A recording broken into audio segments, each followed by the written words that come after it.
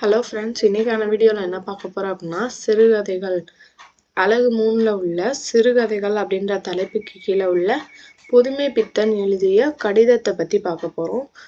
நிறைய பேர் கேட்டுகிட்டே இருக்கீங்க, பிடிஎஃப் கொடுங்க, பிடிஎஃப்கான லிங்க் கொடுங்க அப்படின்னு. ஸோ டிஸ்கிரிப்ஷனில் டெலகிராம் குரூப் லிங்க் கொடுத்துருக்கேன். அதுக்கு அந்த குரூப்பில் ஜாயின் பண்ணிக்கோங்க.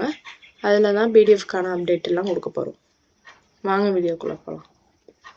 முன்னுரை, பொருளுரை, கடிதத்திற்குள் கடிதம், பதில் கடிதம், கதையின் கதை, கதாசிரியர் சிங்காரவேலுவின் ஆதங்கம், கடிதம் கரியானது, முடிவுரை. முன்னுரை. விருத்தாச்சலம் என்னும் இயற்பெயர் உடைய புதுமை பித்தன் பற்பல சிறுகதைகள் எழுதினார். அவருடைய கடிதம் என்னும் சிறுகதை வாயிலாக இச்சமூகம் எத்தனை முட்டாள்தனமாக இருக்கிறது என்பதை சாடுவார். தம் கருத்தை ஏற்காத இம்மக்கள் எப்பொழுது திருந்துவார்கள் என யோசித்து கடிதம் என்னும் சிறுகதை எழுதியுள்ளார்.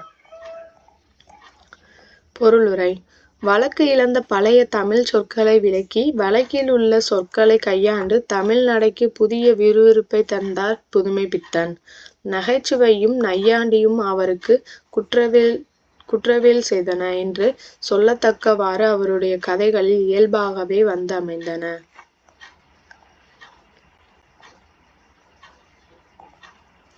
சமுதாயத்தோடு உறவு கொள்வதற்கும் சமுதாயத்தோடு மோதி போராடுவதற்கும் அவருக்கு சிறுகதை என்ற கருவியே பயன்பட்டது எனலாம்.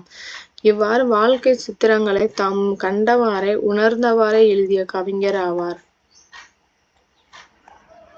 கடிதத்திற்குள் கடிதம். புதுமை பித்தன் எழுதிய இக்கடிதம் என்னும் சிறுகதையில் ஒரு எழுத்தாளர் தான் எழுதி அனுப்பிய சிறுகதைகள் எதுவும் இதழ்களில் வராது குறித்து தன் நண்பன் சுந்தரேசரிடம் கூறினார். இந்த சமூகம் சரியான கலைஞர்களை கண்டுகொள்வதே இல்லை. மக்களை நினைத்து நொந்து கொள்கிறார். ரசிக்கும் தன்மை அற்றவர்கள். ஒரு திருஷ்டியை மதிக்க தெரியாத இந்த உலகத்தை நினைத்து வருத்தப்படுகிறார். ஒரு படைப்பாளிக்கு எழுத்தாளனுக்கும் கலைஞனுக்கும் உரிய அங்கீகாரம் கிடைக்காத பொழுது அவனது உள்ளம் வலிக்கும். பணம் ஒரு பொருட்டல்ல. வறுமை, பசி இவற்றை எல்லாம் கடந்து கலைஞன் உருவாகின்றான்.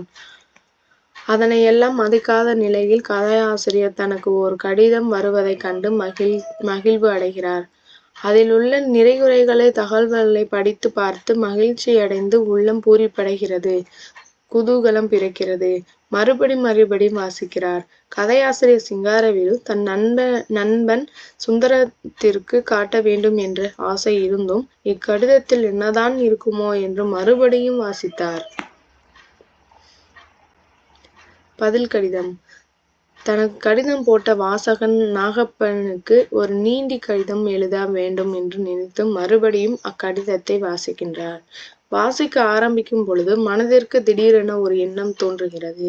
இக்கடித கையெழுத்து தனக்கு அறிமுகமான யாரோ ஒருவரின் கையெழுத்து மாதிரி தெரிகின்றது என உணர்ந்து, யாரோ நமக்கு தெரிந்த பையன்கள்தான் நம் முகவரியை வாசக பெட்டிக்கு அனுப்பியுள்ளனர்.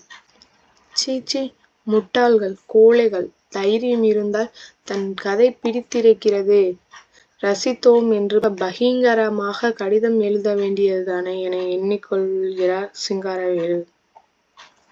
கதையின் கதை. கதை எழுதுவது கைவந்த கலை அல்ல. அது கதையாசிரியருக்கு உரிய நிலை. விலை கொடுத்து நம்மால் வாங்கி புத்தகத்தை படிக்கலாம், ரசிக்கலாம், விமர்சனம் கூட செய்யலாம். ஆனால் ஒருவனது ஆற்றலை என்ன விலை கொடுத்தும் வாங்க முடியாது. கதையாசிரியர் சிங்காரவேலுவின் ஆதங்கம். தான் எழுதிய கதையை சரியாக விமர்சனம் செய்ய முடியாதவனுக்கு பதில் அடி கொடுக்க நினைப்பது திருப்தி, சாந்திதான். முட்டாள்தனமாக எழுதிய அவனும் இந்த சமூகத்தில் மற்றவர்களைப் போல உலாவும் ஜந்துதானே. இவனுக்கெல்லாம் கசையடி கொடுக்க வேண்டும்.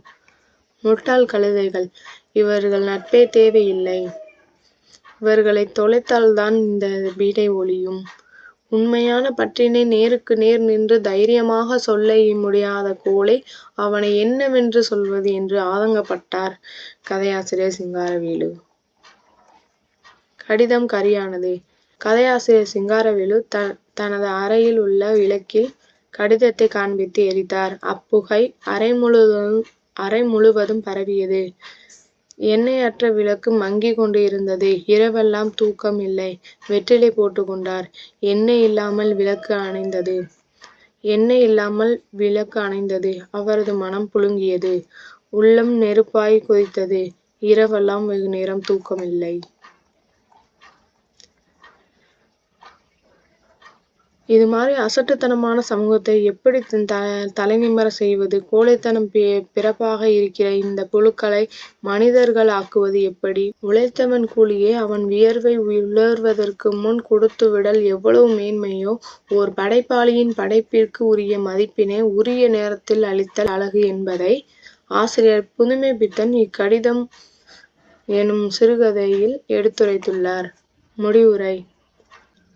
ஒரு கதையாசிரியரின் உள்ளக்குமுறலை வெளிப்படுத்தும் இக்கடிதம் எனும் சிறுகதை, படைப்பாளனை பரிகசிக்கும் இத்தேசம் எப்பொழுது இருளை விட்டு ஒளி வெளிச்சத்திற்கு வரப்போகிறது? காத்திருப்போம். படைப்புகளை படைத்துவிட்டு நாம் சென்று விட்டாலும் இம்மண்ணுலகில் நம் படைப்புகள் அழியாது, என்றாவது திருந்துவார்கள் என்ற நம்பிக்கையுடன் கடிதம் சிறுகதை நிறைவுறுகிறது. நன்றி. இந்த வீடியோ பிடிச்சிருந்துச்சுன்னா லைக் பண்ணுங்க, ஷேர் பண்ணுங்க, சப்ஸ்கிரைப் பண்ணுங்க. பிடிஎஃப்கான லிங்க் வேணும் அப்படின்னா டிஸ்கிரிப்ஷன் உள்ள டெலகிராம் குரூப்பில் ஜாயின் பண்ணிக்கோங்க. அதில் தான் பிடிஎஃப்கான அப்டேட் எல்லாமே நம்ம கொடுக்க போகிறோம். தேங்க்யூ.